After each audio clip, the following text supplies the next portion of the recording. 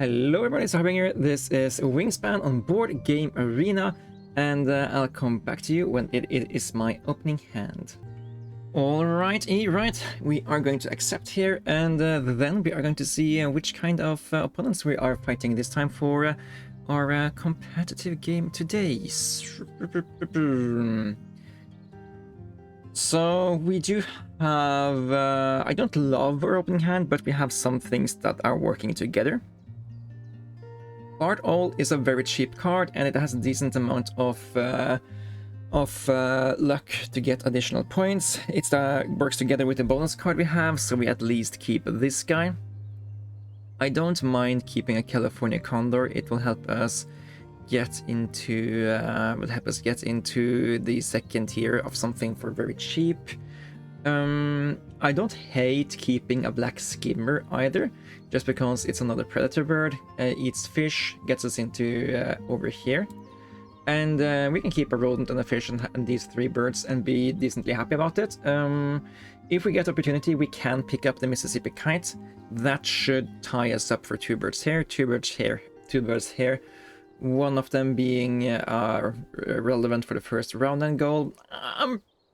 I wouldn't be surprised if the Mississippi Kite gets gone by the time we get opportunity to pick them up, but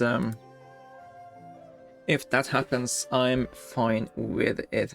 Black Skimmer and California Condor also both help out a little bit with the round 2 goal, but not enough that I am awfully happy about it. But we will see where we are ending up here. Not the best food in a bird feeder to get the skimmer online, but yeah, I guess first picked here actually. I don't know if I agree with first picking the Mississippi Kite. It's a really it's not a good bird long term. It would be okay for me since I had a Falconer, but yeah, what are we to do? We are gonna play out the Bard All. That is what we are to do. He also has some value for the final round and goal, so we don't hate that. But yeah, just end game birds were visible in the bird tray here now, so not too excited to look at picking those up. Maybe actually Bubble Link could be good for us.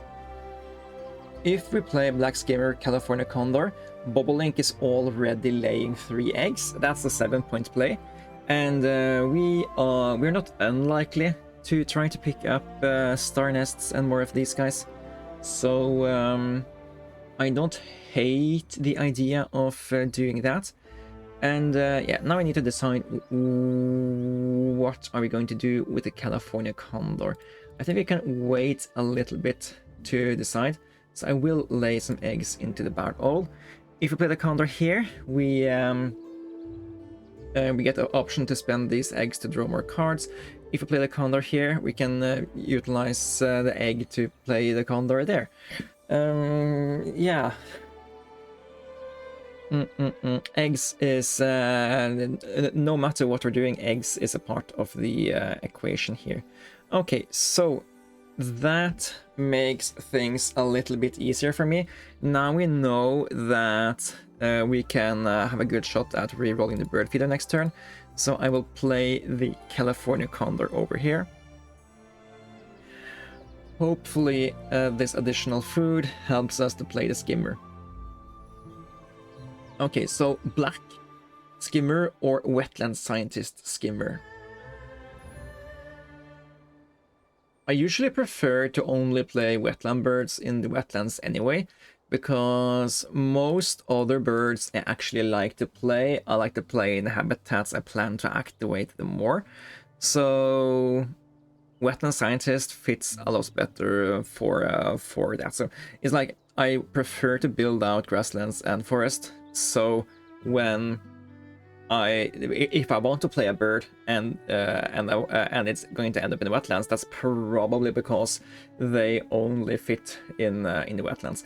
And Morning Dove Shipping Sparrow is a really strong opener for the forest here, so we need to look out for the performance of the of the blue player this game. We're getting our fish there, so happy about that.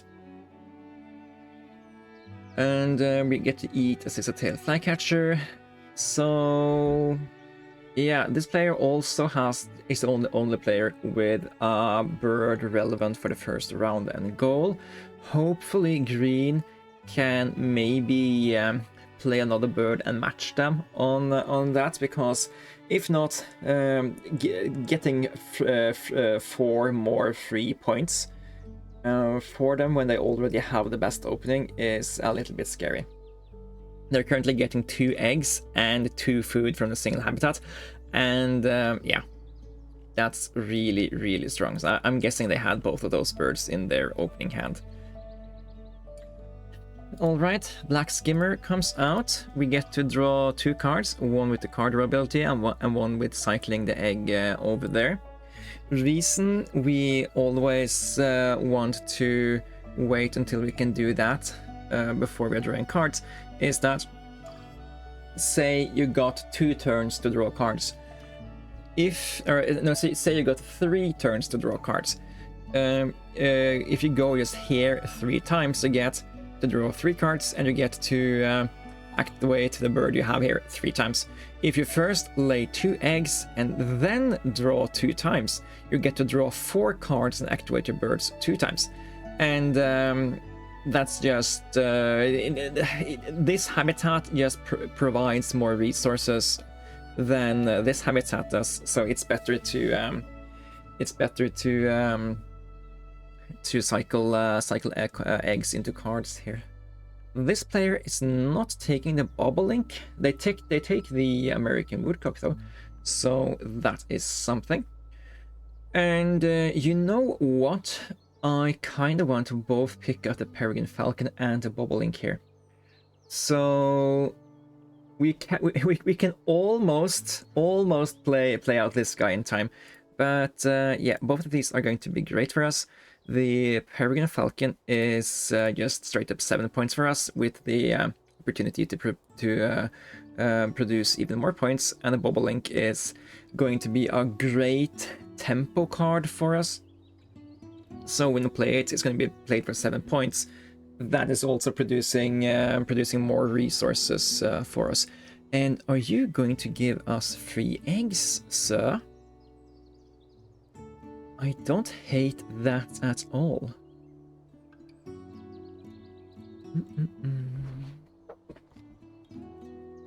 So, what are we doing this turn?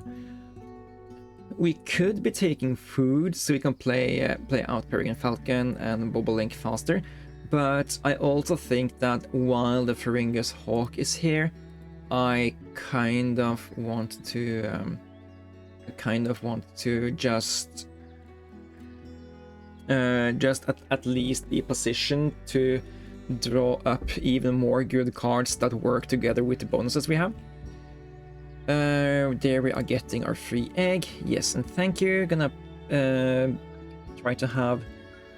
I don't know why I thought I wanted to have the egg here. I thought it was eggs in forest, but it's bird in forest. Okay.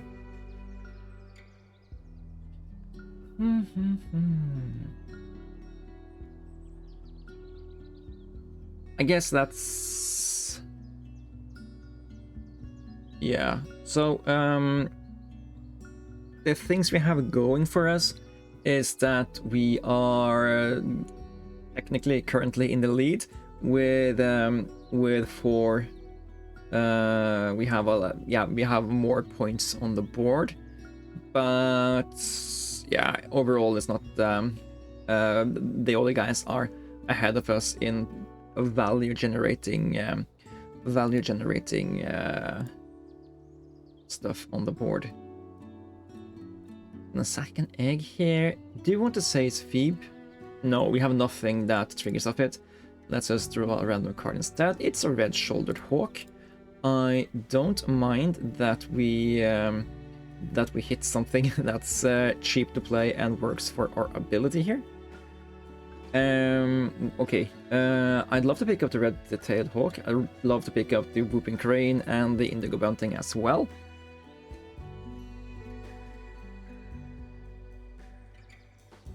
If nothing, it's at least going to be fairly obvious for the opponents which kind of bonus cards I'm trying to achieve here.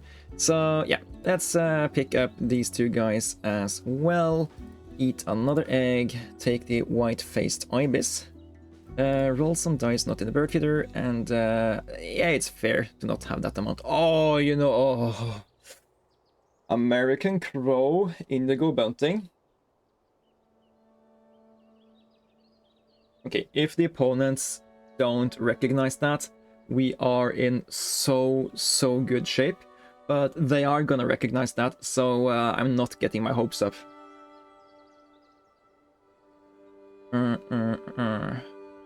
The thing is, blue player doesn't really want this combo because they already have the same combo already set up, but in the forest.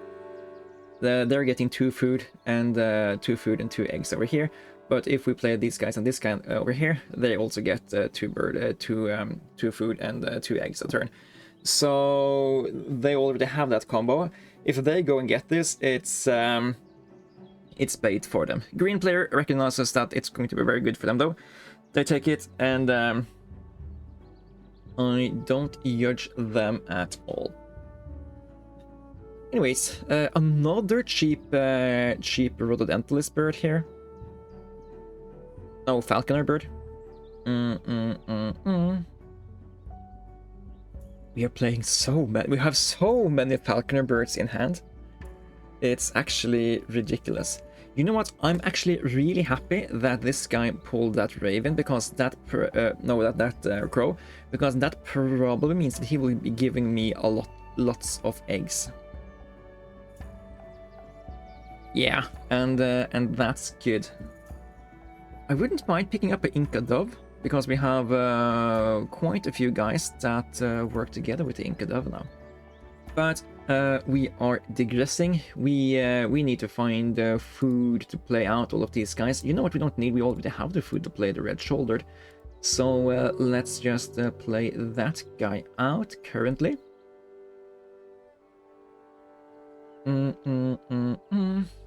We want to play the white-faced ibis and one more wetlands only bird. And like, I could be content with the willet or one of the other usually considered poorer choices, because it's going to be a one food cost bird that gives us falconer and wetland scientist triggers.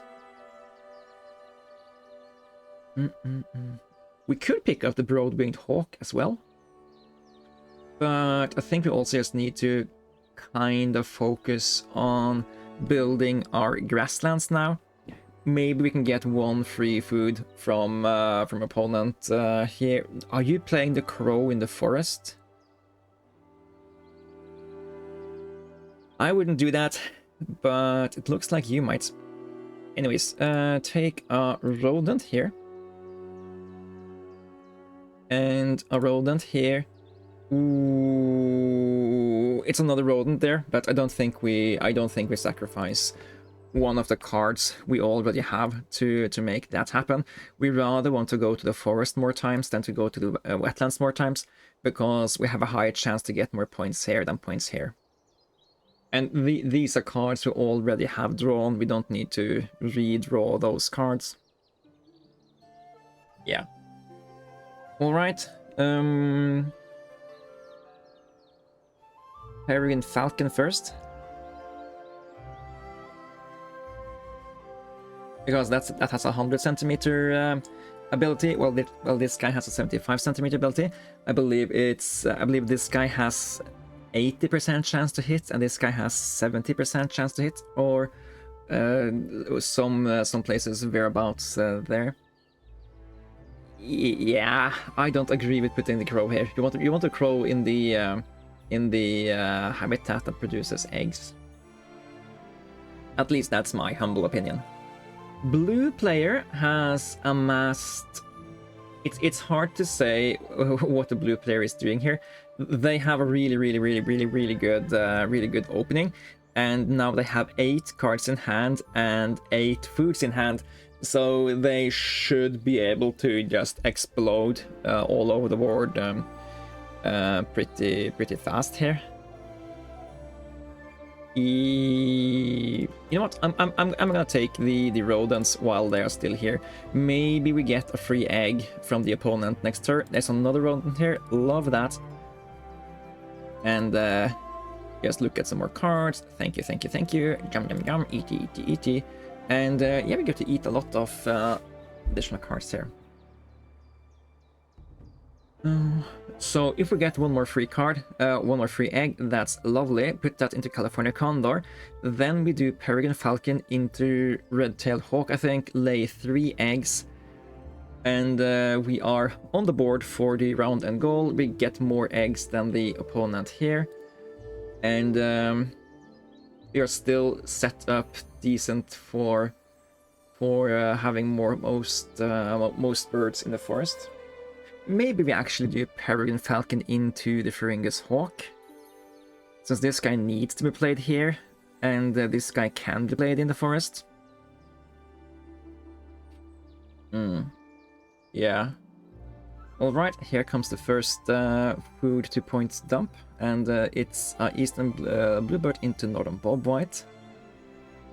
Not the craziest payout, to be honest, so I'm less sweaty about that now that I see that outcome.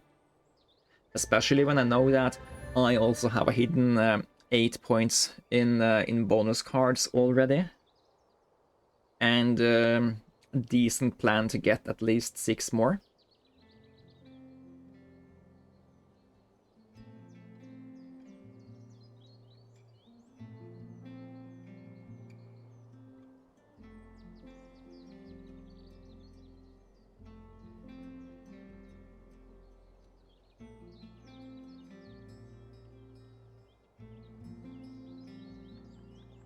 A thing about the Bobwhite is, of course, that it makes us again unlikely to win or get to second place in the second round and goal. Does that change anything for us? We could pick up and play out the Broadwing Hawk. It would give us access to a lot more food.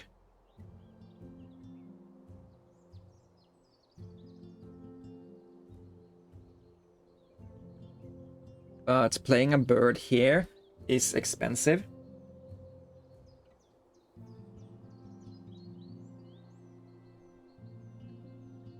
And it makes it, and we are spending eggs to draw birds.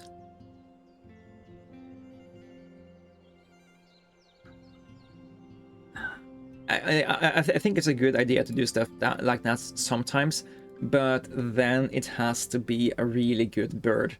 And since this interferes with our ability, if we pay that egg, we can't play that bird here because we run out of eggs, and we are reliant on the opponent here to lay eggs for us to get eggs back. And they very well might not do that.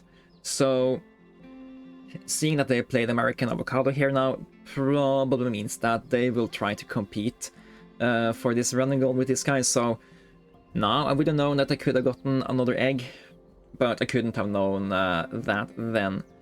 So okay, they played the Whooping Crane.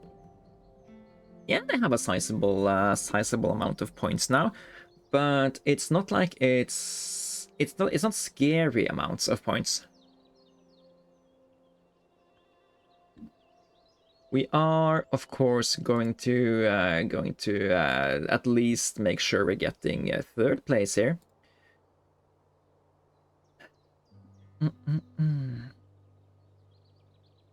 Because that's another point. We do need access to eggs like this for if we are to pick up stuff first things first next turn. And we have the first priority of the bird tray at the next open, and we know we need a few things. We want a 4th bird put into the forest. We want more stuff to put into the grasslands. We certainly wouldn't mind to pick up the Inca dove. No, we ate the Inca dove. Oh, imagine if we drew cards instead of laying eggs. We would have picked up the broad-winged hawk and the Inca dove. Oh, why is that a big deal? Inca dove lays eggs on all of the platform nests. That's 1, 2, 3, 4, 5, 6 free eggs on the Inca dove. Oh, okay, that's just peak coincidence. I talk about the Inca dove and the Inca dove just shows up. Oh man. All right, here is at least another really good wetland scientist bird, and the American catrel. So yeah, those are going to be great pickups for us. Bald eagle and the American castrel, please come on board for your onboarding. Didn't hit anything, but that is fine. Okay, so now our goal is what? We want to get enough food to play out the stuff we have in hand, and then probably just lay eggs. I guess we can pay attention to what is in the bird feeder, but I don't think it's going to matter too much. Bobolink and kestrel goes in the grasslands. White-faced ibis bald eagle goes in the wetlands, and the red-tailed hawk goes in the forest. So this guy probably gets played first.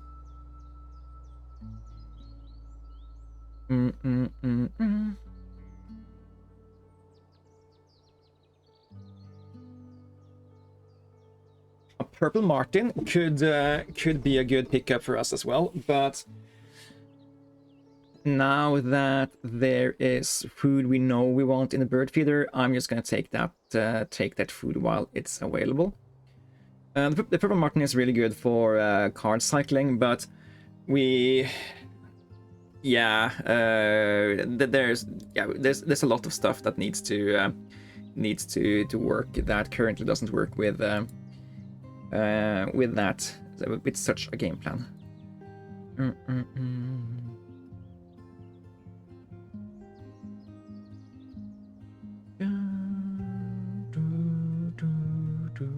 So we want this fish, and we want to re-roll, and hopefully it's a rodent there. That way we can play the red-tailed hawk. Maybe we can even get a free egg soon. No, that's not happening. This guy probably needs to spend 2 eggs prior to be wanting to give me any free eggs, and it doesn't look like he is close to be doing that.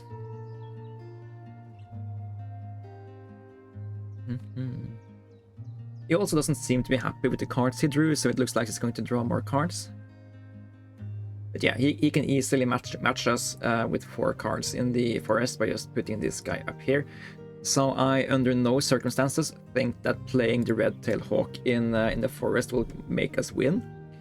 Okay, we didn't get a rodent on the reroll. Does that matter?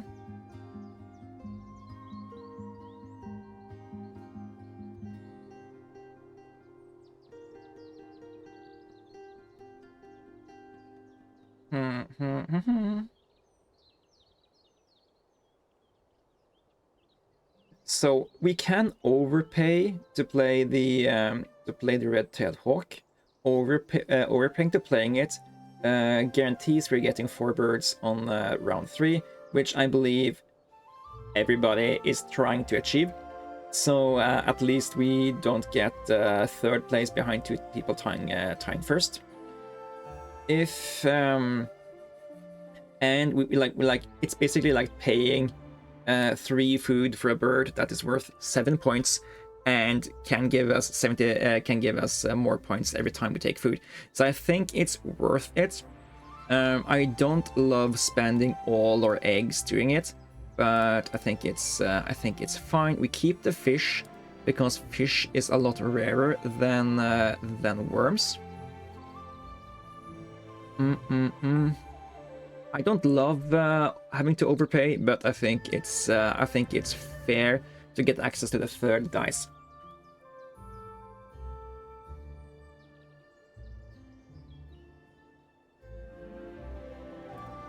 And it also kind of forces the opponent's hands to play stuff they might not have.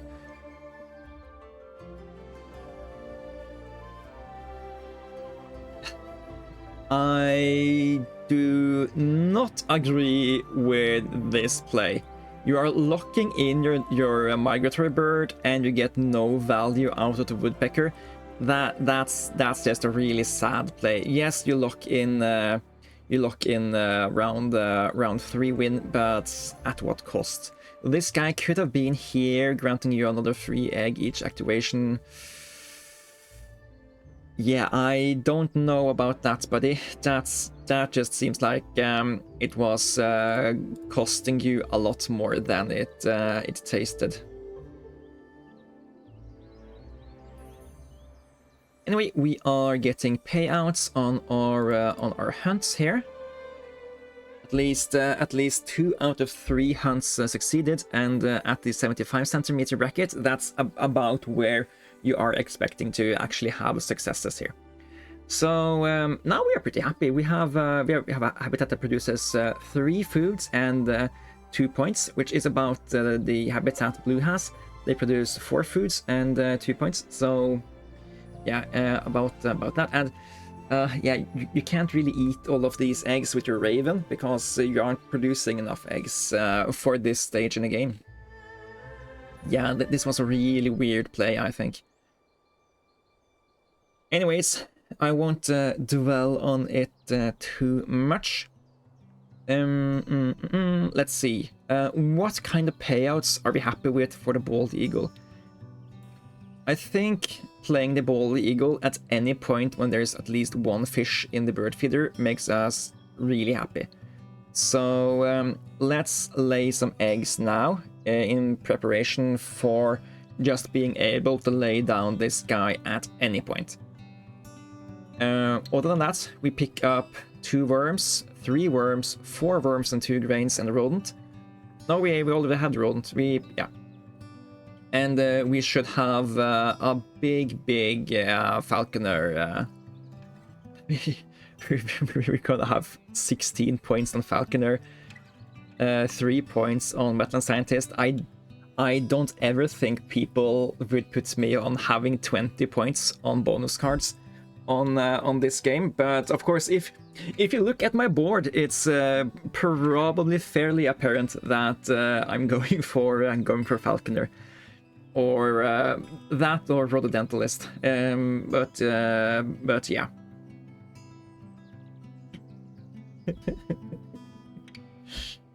Yeah, I have 1 bird played that's not Falconer. That is silly to say the least. Are we playing Bobolink? It's a 7-point play, gives us the eggs we need to play the other guys. Yeah, I think it's still a fine idea to play it. And if we do both this guy and this guy, we bump our egg production up to 4, which is great. If anything, I'm really happy neither of the opponents have access to vultures, because I would have given them so much free food over the course of the game that it wouldn't have been fun to me at all.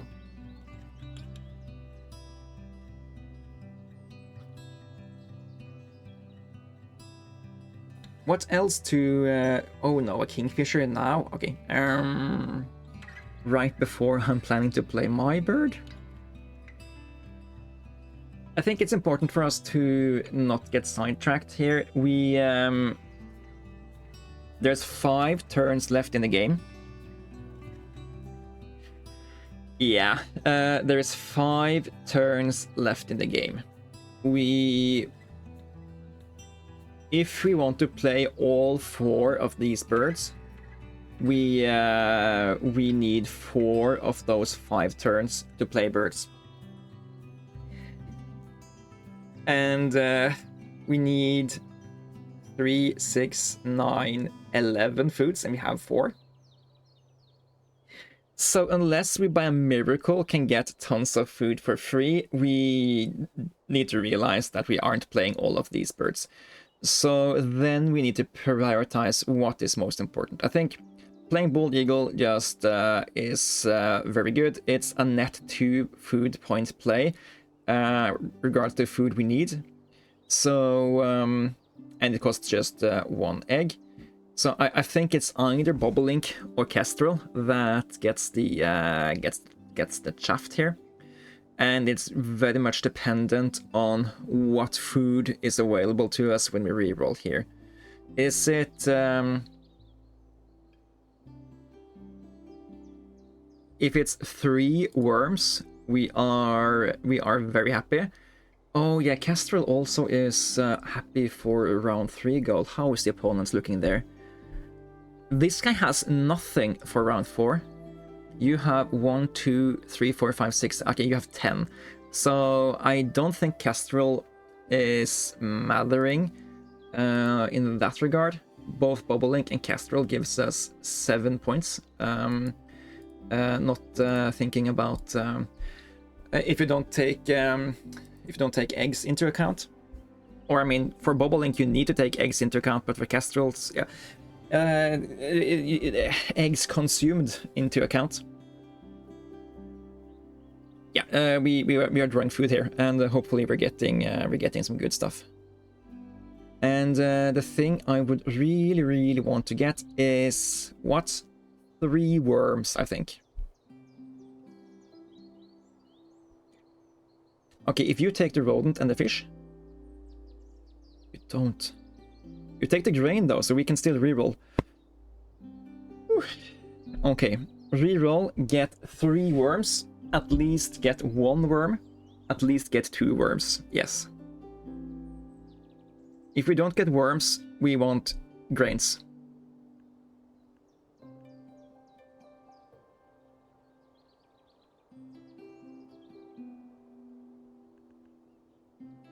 Okay, we can at least do that. And take the double grains for the Bobolink.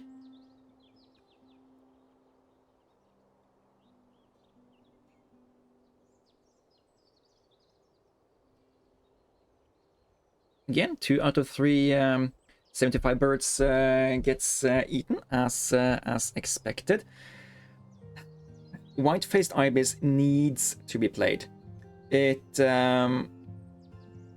an 8-pointer that gets 2 and 3 more points, so it's a 13-pointer, costing us 3 foods and an egg. We need to play the white-faced ibis. I'd want to play the Bobolink and American Kestrel, but we need to play the ibis. So again, we need to just do another turn to get food, because we kind of realized when at the end of round 3 there, we are only playing 3 out of those 4 birds, and that is completely okay. But white-faced ibis needs to be one of those birds we are playing, and as long as this guy isn't playing any more birds, we know that Bard Owl gets us the wait, what? Oh, you have the Eastern Bluebird. I'm sorry. Anyways, Bard Owl gives us 3rd place then. It's fine, it's fine. Okay, worms. We need worms. Okay, that's a lot better. Why couldn't we have this last time? And yeah, it's only worms we need, because we have all the other food we need to play the rest of the stuff. Yeah. Okay. You draw. You draw. You draw. Okay. A little bit unlucky there, but that is fine. All right. White-faced ibis gets played, and then it's like, are we playing Bobolink or are we playing American Kestrel? So he is going to give me more free eggs on these guys. It does... Playing Bobolink doesn't affect that because we can eat eggs off Black Skimmer or California Condor when we're playing the bird. So it's not going to matter in that regard. Then so it's like Bobolink is going to be 4, 5, 6, 7 points played. American Kestrel is going to be 5, 6, 7 points played. So both of them are 7 points played. We aren't laying more eggs, because laying eggs is 5 points, and playing one of these guys is 7 minus 1 egg, so 6 points. We don't need to play them to achieve that, so I'm just going to go for the I'm going to go for the I'm going to go the stealth route. I'm just going to go for 16 points Falconer, 3-point Wetland Scientist, and surprise everybody with having 19 points in bonus cards. Hopefully they don't recognize how much of a threat I am and min-max their endgame points. I know it's probably not something to rely too much on, but yeah. But here's... This game is also, I think, decently instructional in some of the aspects of the game here. If I had one more turn, I could play one more bird for another 7 points. I guess 6 points now, because we can't... we need to lay 2 eggs to make it happen. But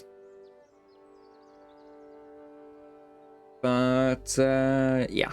So it's like if I had done stuff more efficiently, I could maybe have 6 points more back by playing one of these guys or activating this habitat one more time. So making sure that we wait until we have eggs so we can draw 2 cards when you activate wetlands, rather than just drawing 1 card when you activate in the wetlands. That's just ways for you to get additional turns later in the game. You're not actually getting additional turns, but you get more value of a late game turn when you are more efficient with your early game turns. We are playing Kestrel both for the additional stealth points and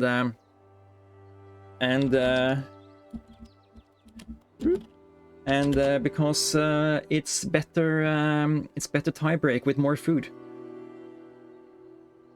Not that I think it's going to be relevant with a big chunk of tiebreak, because we have 19 secret points that they don't know about. That takes us up to 95.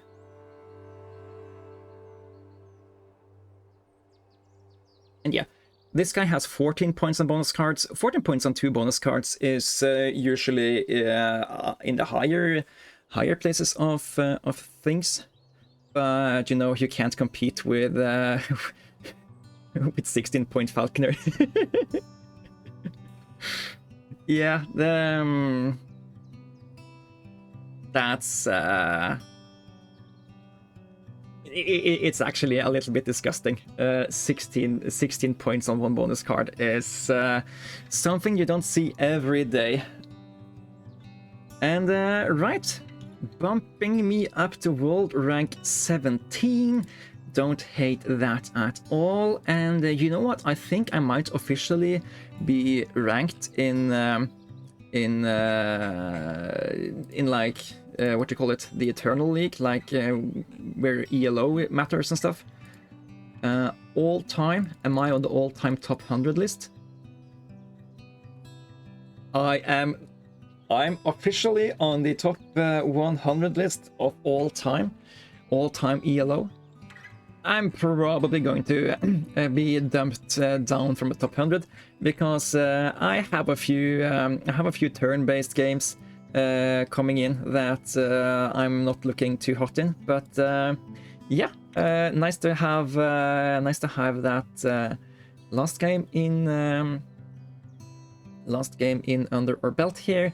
Hitting a 16-point Falconer is pretty darn fun, and I hope that you guys enjoyed this episode of competitive Wingspan on Board Game Arena. I'm the Harbinger. I'm a 500 rated player, top 100 in the world apparently, and yeah, see you guys in the next one.